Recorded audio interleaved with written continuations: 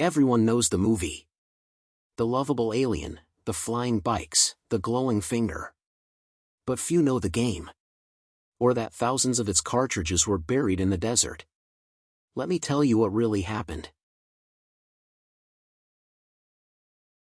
In the late 70s and early 80s, Atari was the king of video games. They didn't just make consoles. They created the home gaming market. Every kid wanted an Atari 2600. And for a while, the name Atari was as big as Apple or Nintendo. But success made them hungry for more. And we all know that greed is not a wise advisor. But in their pursuit of even more success, Atari decided to bet everything. Steven Spielberg's E.T. had just become the highest-grossing film of all time. Atari wanted in. Desperately.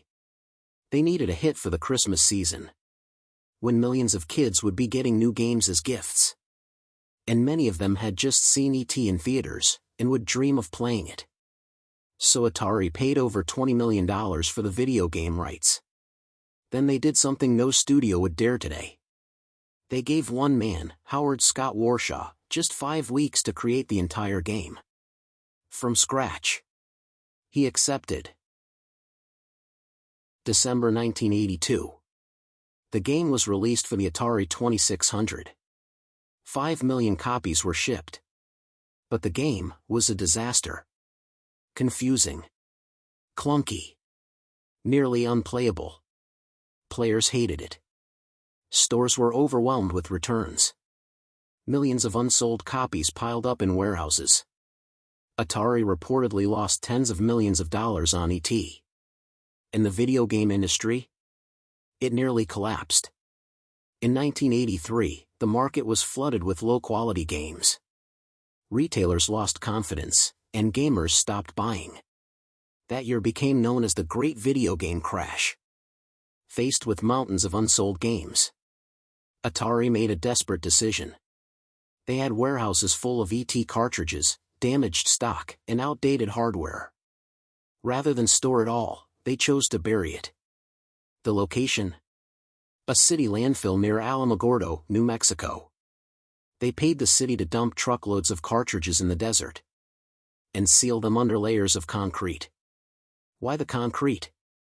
To prevent scavengers from digging them back up. And to make sure the story stayed buried. A perfectly legal disposal. But one that would become legend.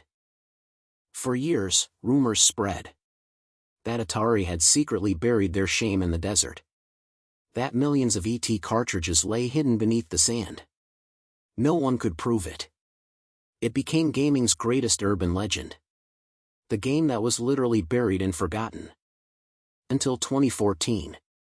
A team of filmmakers, and even a few archaeologists, started digging. And what they found was real. Over 1,300 crushed ET cartridges. Still lying in the dirt after 30 years. They found history. And a legend, confirmed. Today, those cartridges are collector's items.